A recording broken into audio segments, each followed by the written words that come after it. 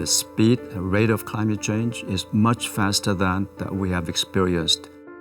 That could happen to anywhere in the world. That's the nature of climate change. To tackle the climate change, decarbonization, please pay attention. This is time for action, and it's you to take action. Climate change is one of the greatest challenges facing the world. But still, there's not much we know about what climate change is or what can be done to turn back the damage we have done to our environment. For 8 years, one Korean has been the head of the UN body that provides such knowledge, the science behind what is now mankind's greatest adversity. This week, our globalist is Lee Hoesung, chair of the Intergovernmental Panel on Climate Change.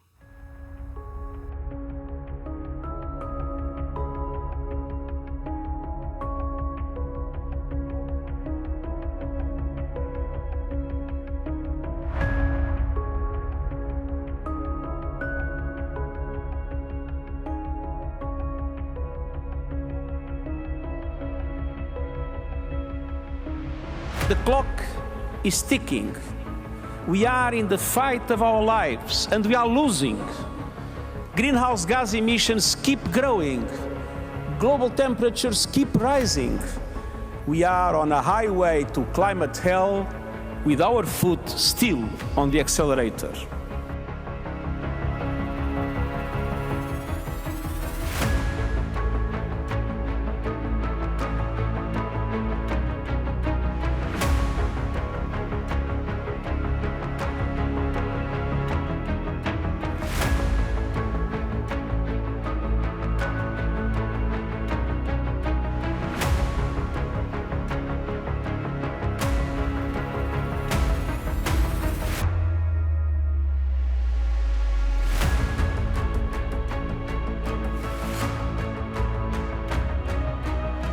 Our actions today will shape how people adapt to climate change and how nature responds to increasing climate risks. It emphasizes the urgency of immediate and more ambitious action to address climate risks. Half measures are no longer an option.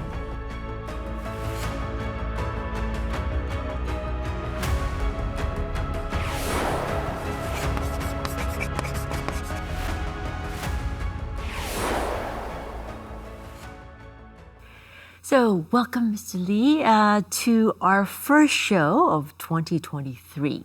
Very nice to be here.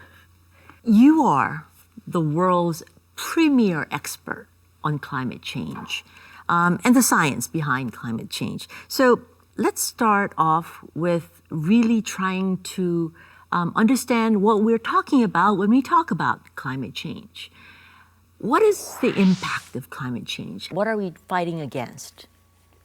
Climate change is another word for global warming, and it's about the Earth temperature is changing.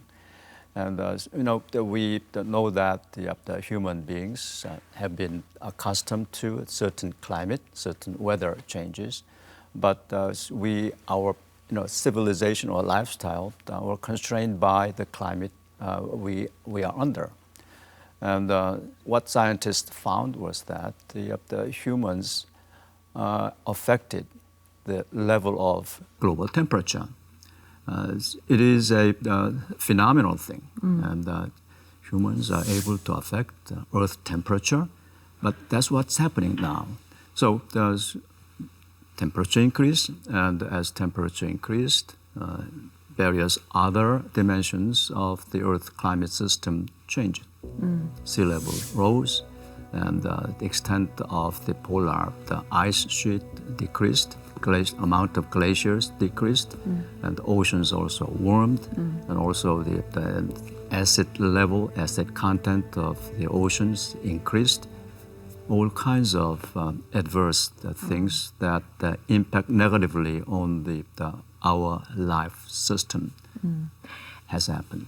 In terms of the changes in the lifestyle that we are leading today versus maybe decades ago, what does that mean? Does that mean, like, for example, a home in Korea in a certain environment is living in a different climate than they did before, and they will live in a different climate in the future?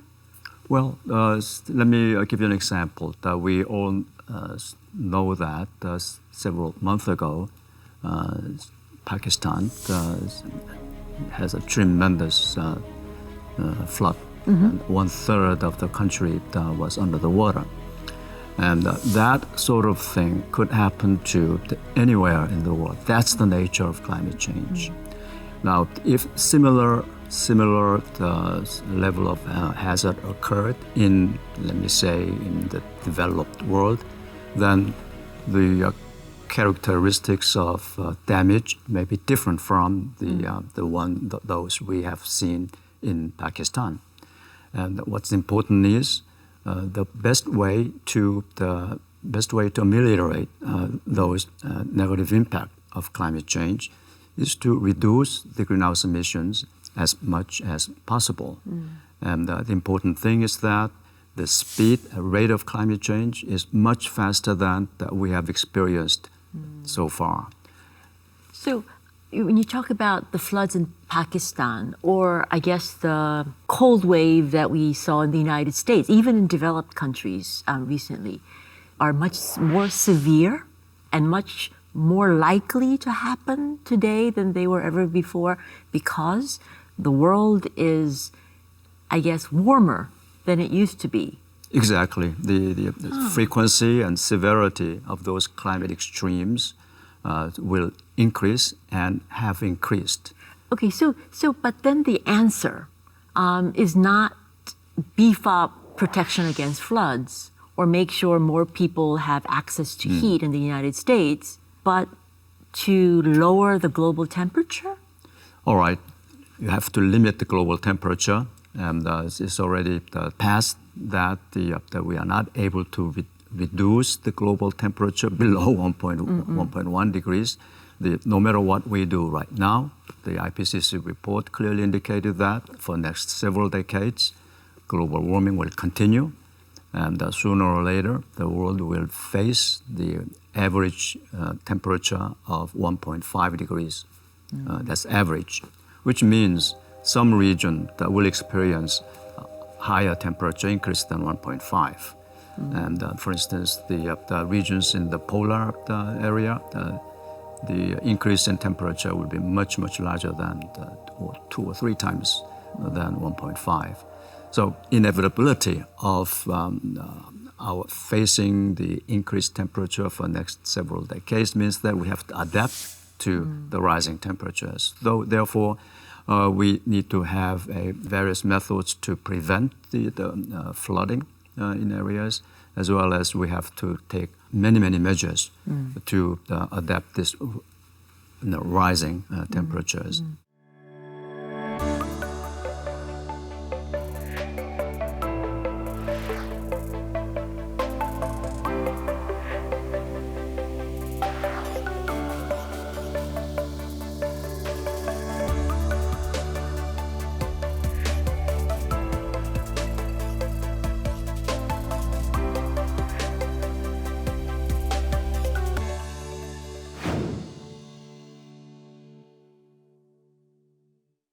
Your organization works with governments to get governments to cooperate, to help governments input this kind of knowledge into policy that they make. Sure.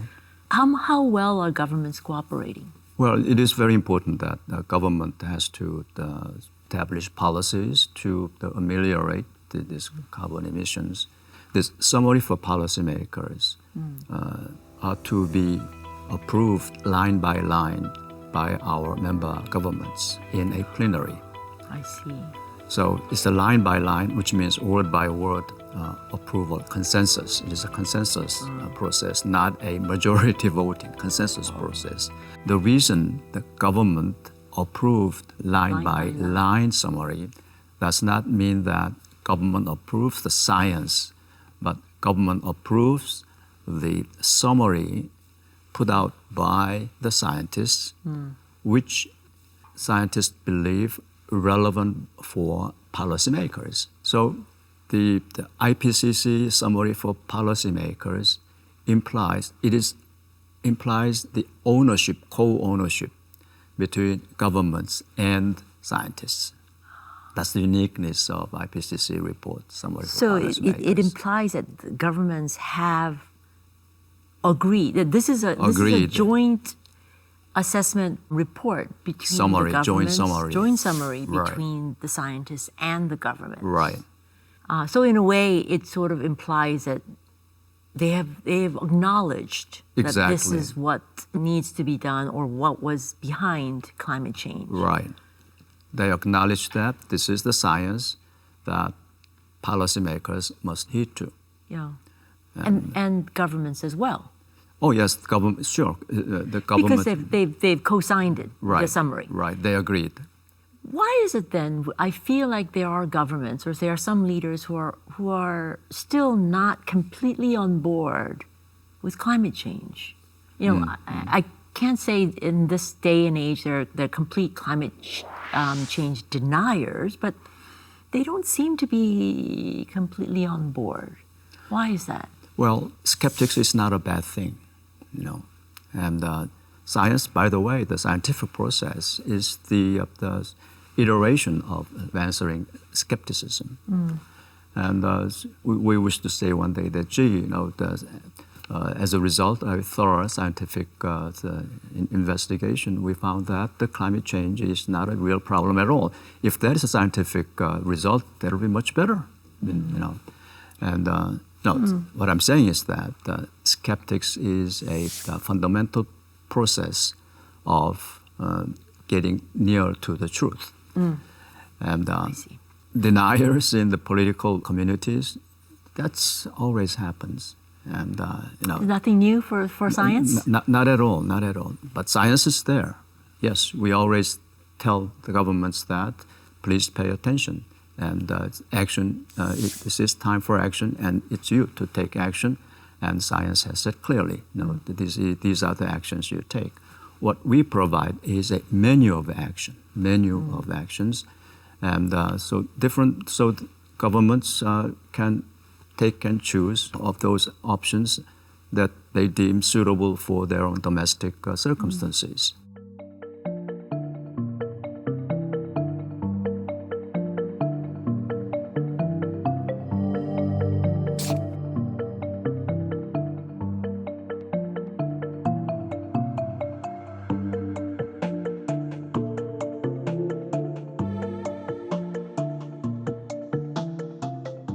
You're a Korean head of the IPCC.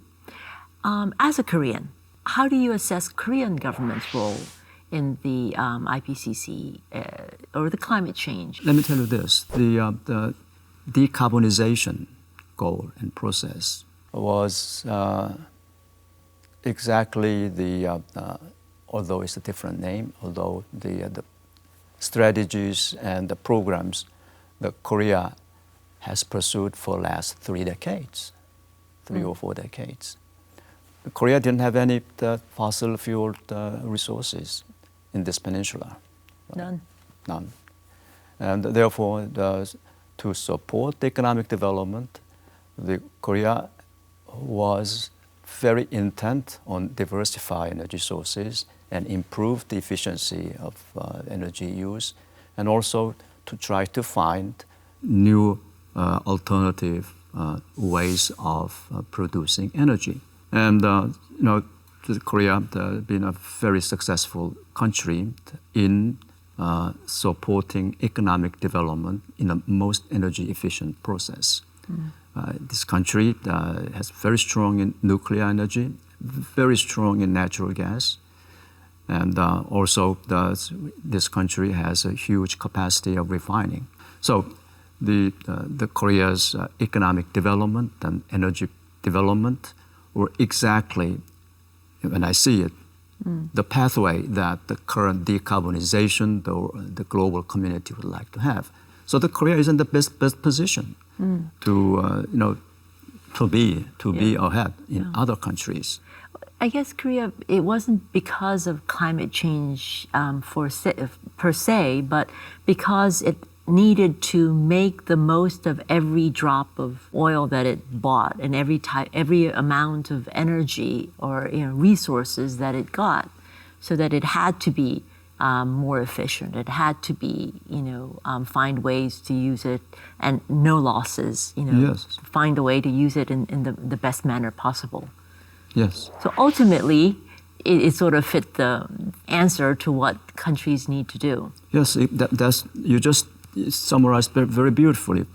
Those are the statements that every COP, every conference of parties under the United Framework Convention on Climate Change iterate. Korea has been doing that under a different name, not under the name of decarbonization for last 3 decades, but under the name of improved productivity.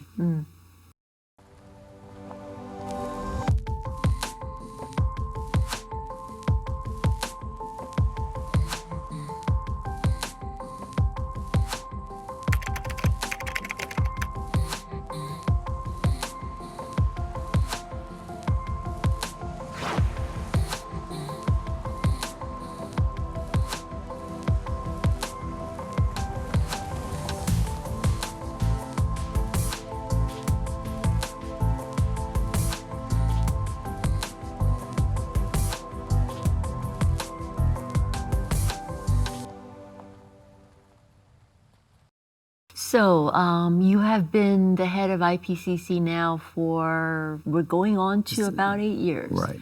And in 2019, you were named Time Magazine's most influential person.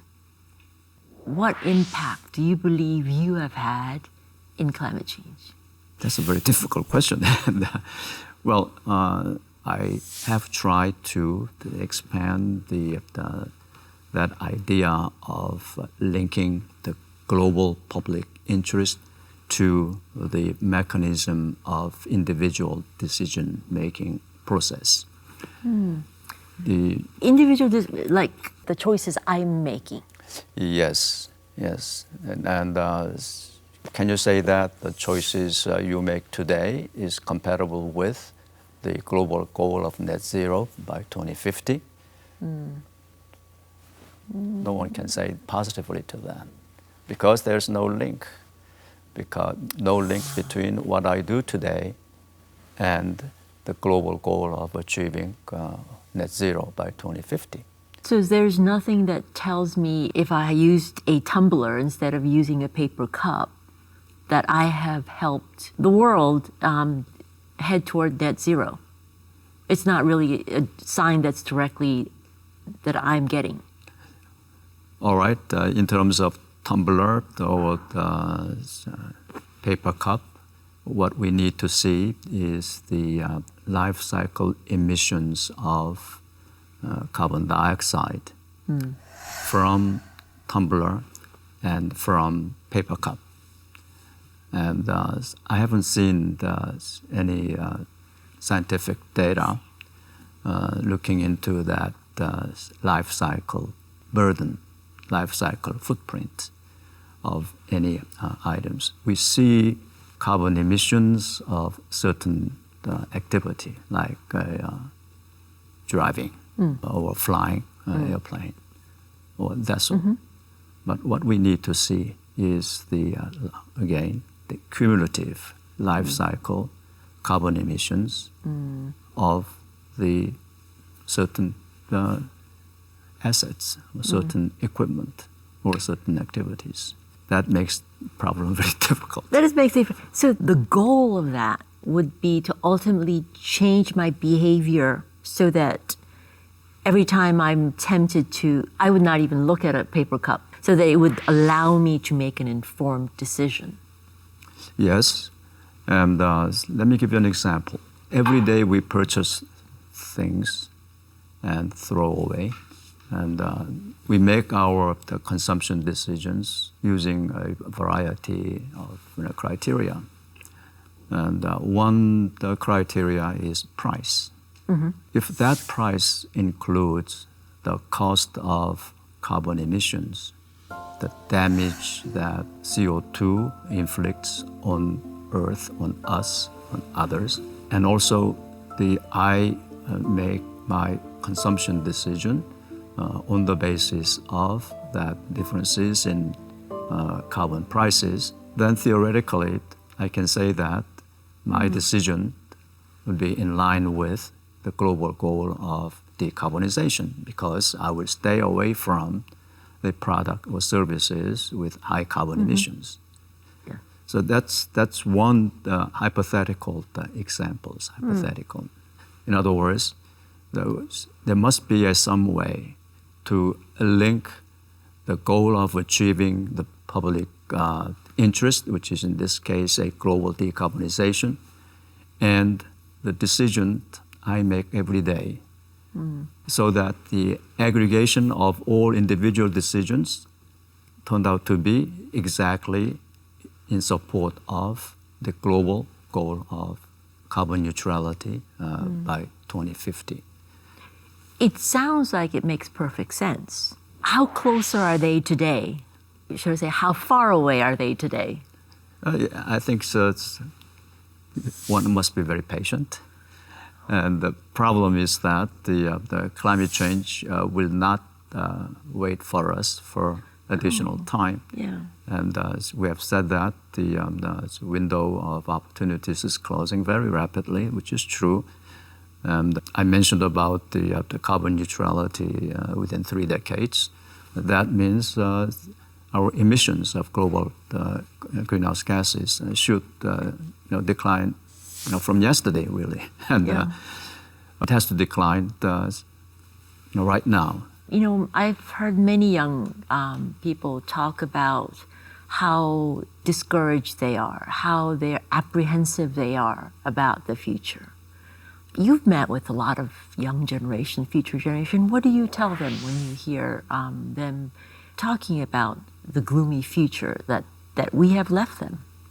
I do not want to tell the young generation about what sort of a gloomy future they are waiting. The future is yours to take. Theirs to take. Yours to make. Yours to make, yes. And the IPCC reports indicate that if you make, or everyone makes this choice, then we will have a 4-degree global warming by the end of this century. But if we take this other pathways, then the temperature can stabilize around 1.5 degree by the end of this century. So the choice is ours, and choice is also yours, young generation. And so every generation need to work together. And I do not think the future of the Earth was predetermined. Finally, about the ICC, you have a big event coming up in March of 2023. Do you have a bucket list of things that you would like to do in your future? You mentioned March. March is the time that final integrated synthesis report will be released. Hopefully will be released then, because it has to be approved line by line. Yes, line by line. Right. And it will be a very significant report and message to the world. As you know, the growing number of countries declared a net zero by 2050. It's good to have that declaration, but at the same time, we should not get into the idea that climate neutrality is the end of history. And we must find a way to continue our economic development within the system boundaries of the Earth. I think finding a harmony between the Earth circular system and the humans' way of improving the standard of living has to change to a status of harmony. Yeah. So it does mean a very fundamental change in terms of how we coexist with the Earth that we are on. I believe it's 2 sides of a coin. Yeah. And I think humanity has a job to do to resolve this. Well, I think your role in trying to get humanity to do this job properly is a tough one, but I think you've been doing it relatively well, hopefully. And I hope it does lead to a fundamental change in thought about what our future will be like on this planet. So with that, we will conclude our show for this week. Next week, I will be back with another globalist who is helping putting Korea on the global map. Sun Jie out.